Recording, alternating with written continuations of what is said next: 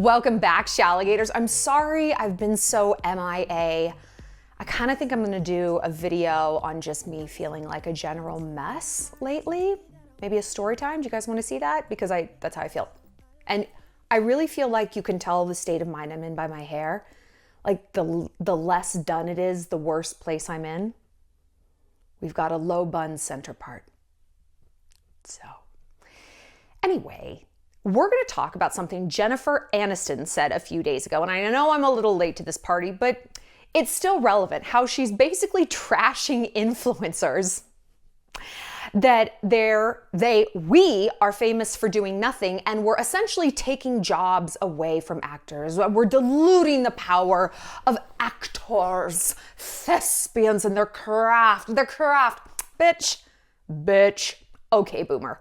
We're gonna dismantle this. And more than that, more than me just shredding Jennifer Aniston back, you wanna see what I'm famous for? It's talking. Can you talk like me? You wanna debate? Sweetheart, you can't. We're gonna talk about how to deal with someone you feel threatened by, right? We're gonna kind of take the position of the Jennifer Aniston, and how do we deal with someone who's like really kicking up those feelings of envy and, just that threatening feeling, because a lot of you guys just graduated. And even if you haven't, but look, let's say that you have, you're entering the workforce and now competition really starts. When you're a student, like it's just kind of you against the music. Yeah, people are going to set the curves, but your grades matter. If someone else gets an A, it really doesn't take anything off your plate, again, unless they set the curve, blah, blah, blah. But when you're out in the working world, oh no, the competition is very real. And if you don't learn how to sort of navigate those emotions while navigating the actual competition itself in the workforce, it's gonna be a really long, really painful, really bitter and resentful experience working. And then you're gonna do something like join OnlyFans or marry for money, and you're gonna be miserable in a different way. So we're gonna nip that in the bud, head it off at the pass, and I'm gonna give you some tools that I have used dealing with jealousy. But before we get started, just wanna remind you guys, we're still raising money for a Costa Rica charity called Kids Saving the Rainforest. It's a 501c charity that's been fully vetted by Global Giving. It's been around for 30 years. And what they do, they're an animal sanctuary, hospital, and rehab for little orphan and injured baby animals, sloths, possums, anteaters, toucans, fucking dolphins. Every cute thing with a snout, yep, they help them out. If my advice has ever really helped you, I would really appreciate you paying it forward. Even a $10 donation really adds up. I mean, we've raised a lot of money and changed a lot of lives and circumstances, $10 at a time.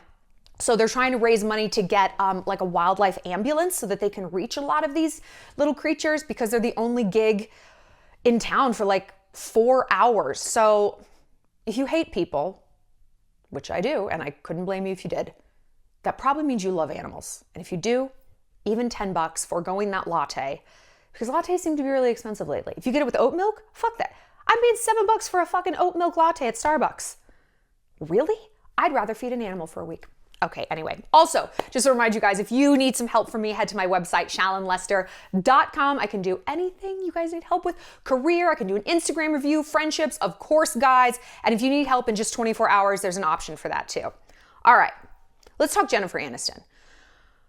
I have always been like, what is the appeal of this chick? Now, I grew up, like, I was young when Friends was out, but like, she was like a god, like everyone's like, Jennifer Aniston. And I remember the episode. Do you remember the episode when she came back from Greece?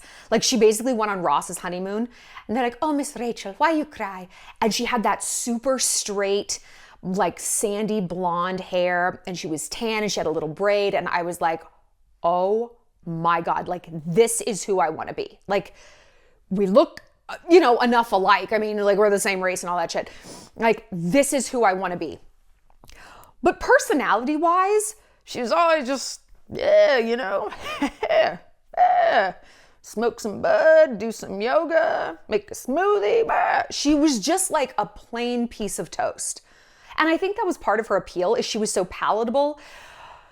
A key to seduction is being just blank enough that men can project their fantasies on you. Like, I clearly don't skew in that direction. If you've read the Art of Seduction, I am a charismatic. And so blankness is not what I bring to the table, but a lot of other different types of seductive characters are. And she is one of those. She's sort of like, I think she would be like the natural, maybe, because she's the girl next door. She's not threatening. She's pretty, but she's not gorgeous. she's got a good body, but she's not like queen fitness all ripped up. Like, she's not challenging to a man's ego. And we've done videos on her and Brad Pitt. If you go to Retro Bay Week, I'll link that right there. Like, why he liked her and then why he was so entranced, Brad Pitt, by Angelina Jolie. Like, Jennifer Aniston just got wicked fucking boring. Like, really boring. I mean, if you can't have Brad Pitt's babies, girl, come on. I don't want kids, but I'd have those kids. Come on. Sorry, I had to put a pillow on my back. My back is killing me. Like I said, I'm a bit of a mess. So, Jennifer Aniston, former golden child turned, whatever you would describe her as now, more boring. It's interesting that like when youth and the vitality of youth burns off in terms of celebrity, what you're left with. And we're going to be doing some videos on Jennifer Lopez's Netflix documentary, Halftime, because I love Jennifer Lopez. I mean, I love her. I mean, she is truly on the frontier of being so fucking hot and so fucking sexy and so fucking old. I mean, she's not so old, but for Hollywood standards, like, yeah, and even real world standards, who's like jerking off to a 53-year-old, right? I mean, I am. She's incredible. I love you. And so Jennifer Aniston, like, same age, still beautiful, but she's so different than J-Lo because to me, J-Lo just has so much more star power and so much more diversity and so much more personality. And Aniston is just literally so flat. So to me, it's so ironic that she's shitting on influencers, basically saying they're flat. It's like, really? And also saying they're famous for doing nothing when her father, John Aniston, was a famous director. Like, bitch, you are the product of nothing but nepotism. And like, true, nepotism didn't make Friends a hit. It didn't get her Brad Pitt, but it got her foot in the door. Hollywood is full of incredibly talented people, and there's simply not enough seats at the table. And it really is so sad, but so true. It's who you know, and it's how you know them.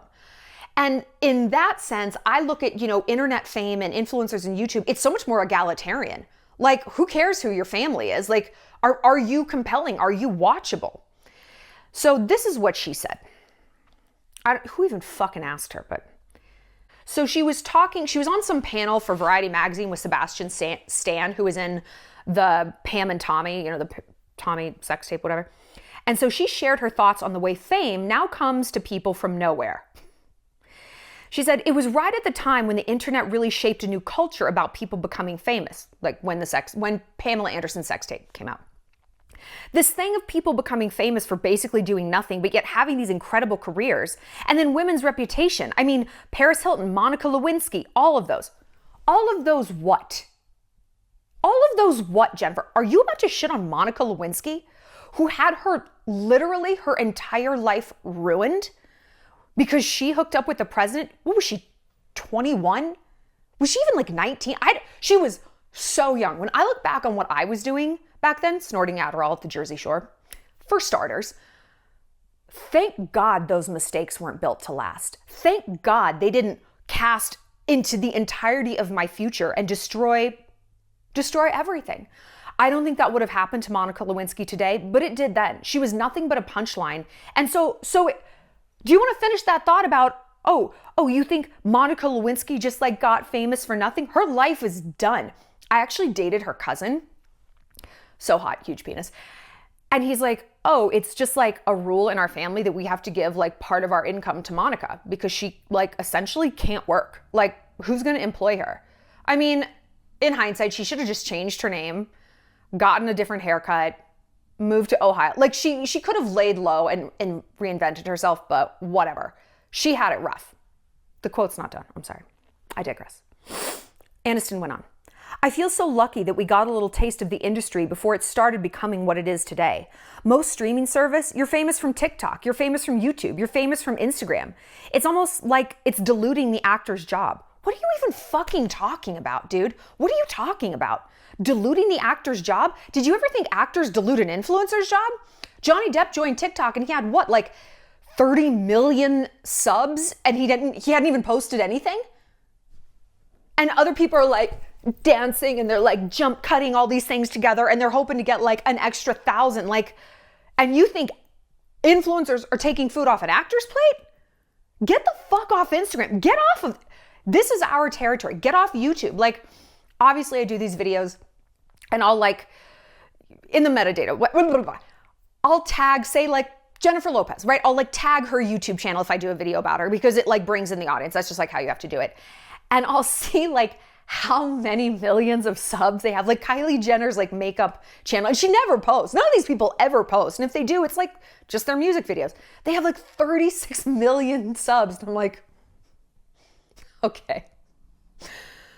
Okay. It's just like I'm shucking and jiving and working my ass off. And these people are just like, maybe I'll do a YouTube channel. And like, they become billionaires. I'm like, all right. It is so myopic to me and so ridiculous that a woman of her advanced age who has ostensibly been around the world, well, Jennifer Aniston has not been around the world. I think we all know the reason I don't like her is because she travels once a year to the exact same resort in Cabo for Christmas and stays literally in the same room. The bitch could have a private plane. She could be in Thailand. She could be in Monaco. She could be doing this. She could be at refugee camps. Like, gee, I don't know. Who did that? Who knows? And she's just the most boring, plain person. And it's like, you wonder why people like me come along who are a little spicier, and you wonder why there's a little bit of clout attached to that. We put ourselves out there in a way that actors can never fucking understand. I don't have a publicist telling me what I can and can't say. I don't have anyone spinning like some like verbal diarrhea that I might spew out that gets me in trouble. Like, I'm putting myself out there just like all influencers do. Yeah, in a way that like actors have always been insulated from and discouraged from doing. So we're on a frontier, you're safe in your ivory tower and you're like, that looks stupid. Bitch, I'm forging a new path. One, you're too chicken shit to walk, but don't slag me for it. This is my job, okay? You wanna stay in your lane in Cabo, that's great. I'm out here, I'm a pioneer. All influencers are. I forget what I was saying before I segued into whatever. The point is, screw Jennifer Aniston. Screw Jennifer Aniston. And it's interesting to me that it's ironic. The whole thing is just so ironic because she's so flat and milquetoast. And you know, she's like, these people are famous for doing nothing. Like, okay, let's hold up Addison Rae or Dixie D'Amelio. I personally do not get the appeal of either one of these girls. I can see a mustache on one of them from like a mile away. Okay. They just, at best, they're like kind of the cute girl at the Orange Julius stand in the mall. They're like maybe the third hottest chick in Brandy Melville. But to me, they don't have an X factor, but for other people, they do. And okay, that's valid. Clearly, people see something in them that I don't. I don't have to see something in them to be like, their career's completely valid. I see something incredible in Fall Out Boy and My Chemical Romance, and other people are like, turn this off. You know, it's different strokes for different folks. Do we all have to agree on something for it to be valid? That's ridiculous. It's such a beta way of thinking because what it says to me is I am so unsteady in my opinion and who I am as a person. If not everyone agrees with me, I can't even handle this. Cold-blooded. You need all that shit from the outside environment. I'm not like that. Neither are you guys. And look, I have said before that I don't follow other YouTubers. I'm like all output because I get self-conscious, you know, it really rocks me and I am working on that. But in the meantime, instead of like shitting on other YouTubers, like I'm just gonna stay in my lane. You know, if maybe my self-esteem and my confidence in my career isn't at the point where I can watch a whole bunch of other people and see who my competition is, that's fine. I'm just gonna give everybody space and not the evil eye, and I'm just gonna keep on keeping on. You know, that is the alternative to like, I love all these other YouTubers. I get it. Yay. I might never get there. And that's okay. But what isn't okay is trying to tear them down. That's so beta. It's much more alpha to be like, I don't feel great. Lean into how you feel and accept it. Clearly, that's what Jennifer Aniston is feeling. I'm getting older. I'm becoming less and less relevant. And I'm seeing this new wave of youth, and there's nothing I can do to stop it. Who amongst us can't identify with that feeling? And maybe you're still young, but like, do you ever go back to your high school and you're like, you're student body president? Really? Well, that was my position. What are you doing in that chair? That's my chair, right? We all feel proprietary over the past. That's natural. It's not natural. Well, it is natural to shit all over people who are up and coming, but natural doesn't mean happy. You can be right or you can be happy. And again, it's funny. ironic that Jennifer is like, these people are so flat and boring. Honey, so are you. You're just mad that like, oh, now there's a new generation of flat and boring people getting all this clout, and it's not you anymore. It just is sour grapes at the end of the day. It's aging. It's the Hollywood machine that chews up women and spits them out the last fuckable day, right?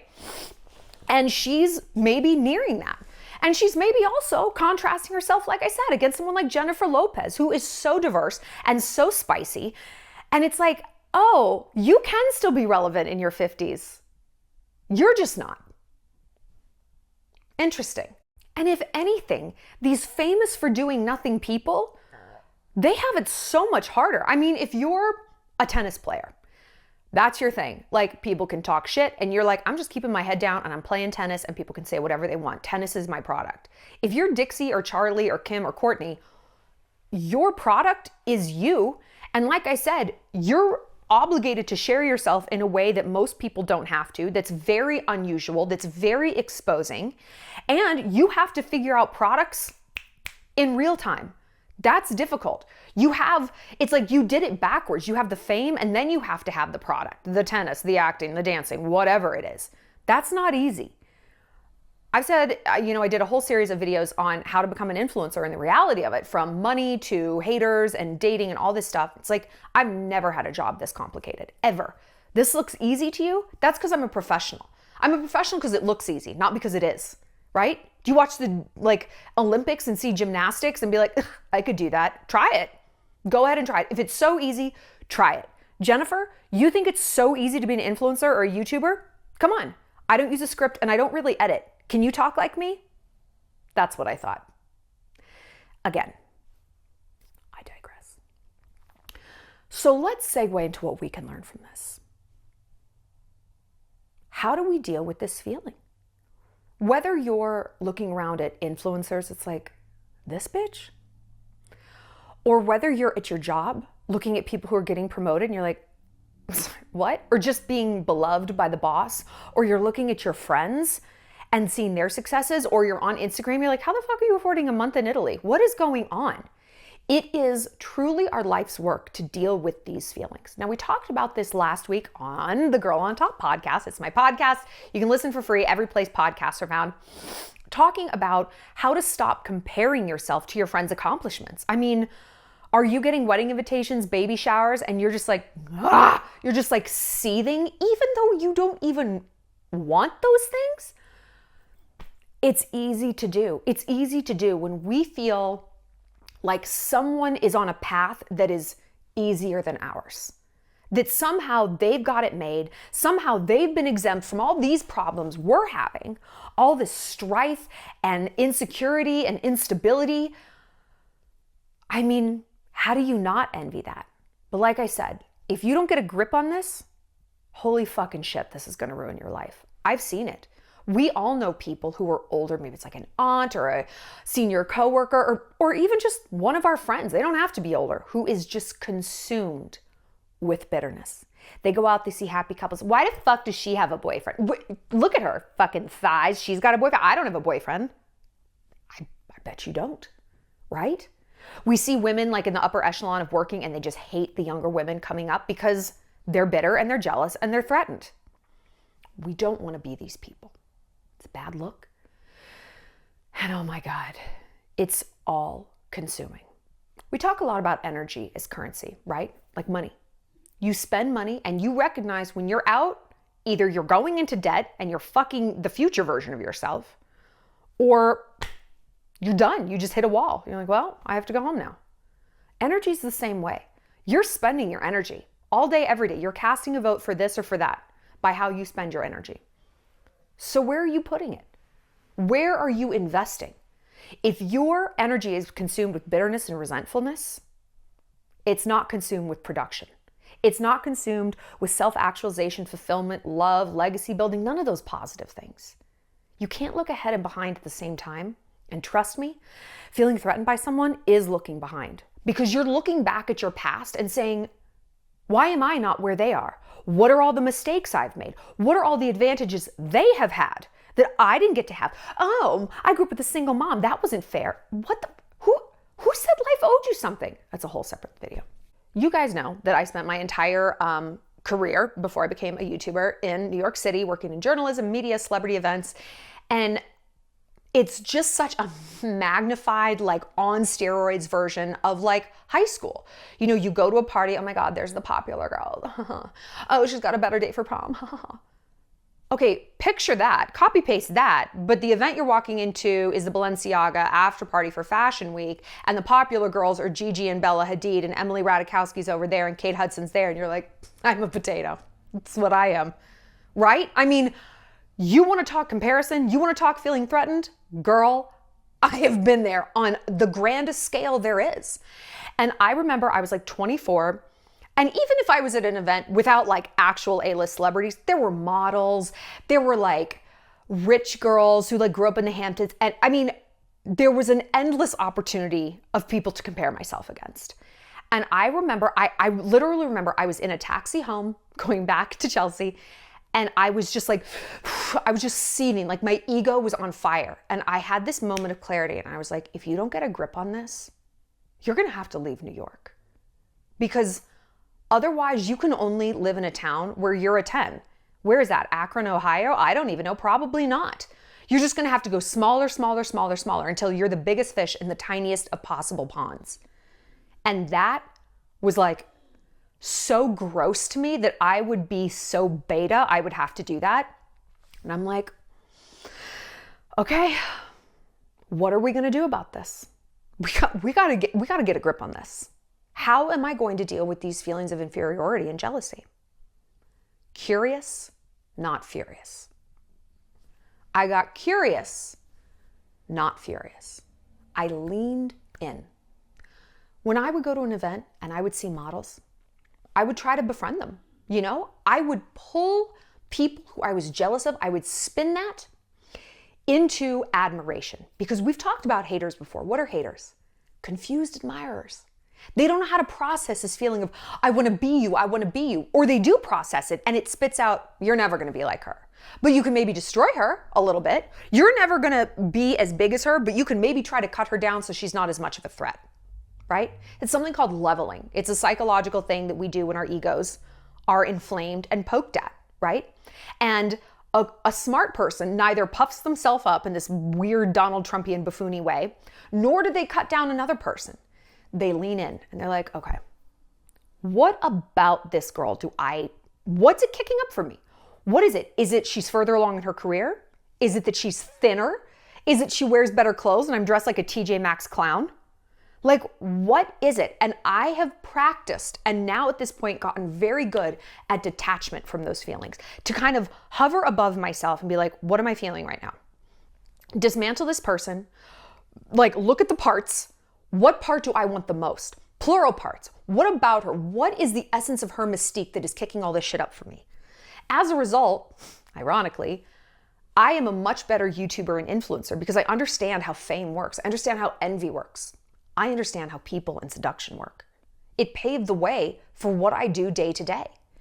That neutrality is muscle memory. You can practice it and you can get good at it so that you can pull back in the moment and be like, well, how am I actually feeling? Okay, so what it's kicking up for me is that she's further along in my career, or in her career, you know, like maybe we work in the same industry. That kicked something up for me because if I'm being honest, I didn't really try as hard as I could have on the last project. And also I'm coming in hungover and Caitlin and Michael are doing most of my work and I'm kind of just skating and the bosses are starting to notice. So actually it has nothing to do with this model getting a martini. It has to do with me. This person is not a destination. She is a map. These feelings are not a destination. They are maps as well. Are you willing to read the map or are you just going to drive in emotional circles? And then blame other people for where you end up? No, that's not what we do here. We here are in the business of looking shit in the face. It's brutal, right? We walk in the light of the truth. And sometimes the light hurts your eyes, but you adjust to it. And actually, light feeds you. No one thrives in the dark. So this is what we have to do. We have to pull back, gain a little bit of that neutrality and be like, what is this feeling trying to tell me? Because our psyche, every emotion is constantly trying to push us in one direction or the other, right? Think about something as base as fear or pain. What is that trying to tell us? Don't do that. Don't go into that dark abandoned building. Don't keep touching that hot stove. Don't do that. It tells you to stop. Do we think those are the only two emotions that are trying to tell us something? How would that even be possible? No. I mean, ostensibly, all of our emotions are probably trying to tell us something. Okay, what's anxiety trying to tell us? Maybe be more present, maybe get some things off your to-do list, you know? What are things trying to tell us? We actually, as a society, don't really ask ourselves those questions. It's how can I ignore this feeling, or how can I offload responsibility for this feeling to somebody else? How can I make my problem someone else's problem? Victim narratives, woke bullshit, attacking, cancel culture. No.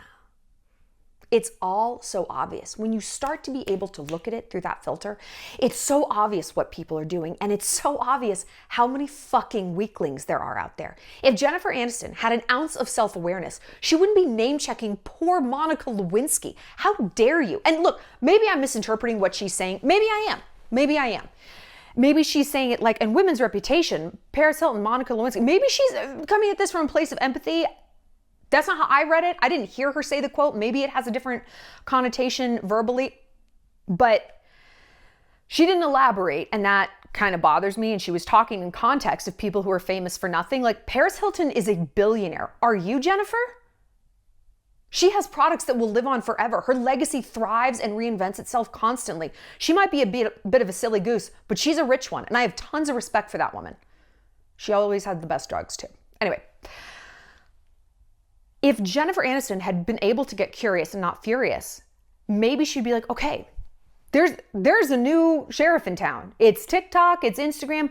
There is a new way of doing things, okay? And we can be, okay, boomer, and act like TikTok is a flash in the pan. And of course, I mean, apps live and die, and MySpace didn't last. You know, there's always gonna be something new. But this is the new reality. This is the new frontier. And we can get mad about it, and we can act like, oh no, like, these people, they don't have any longevity. Maybe they don't, but they're crushing it now. So what can we learn from this? She'd rather stay furious and not curious.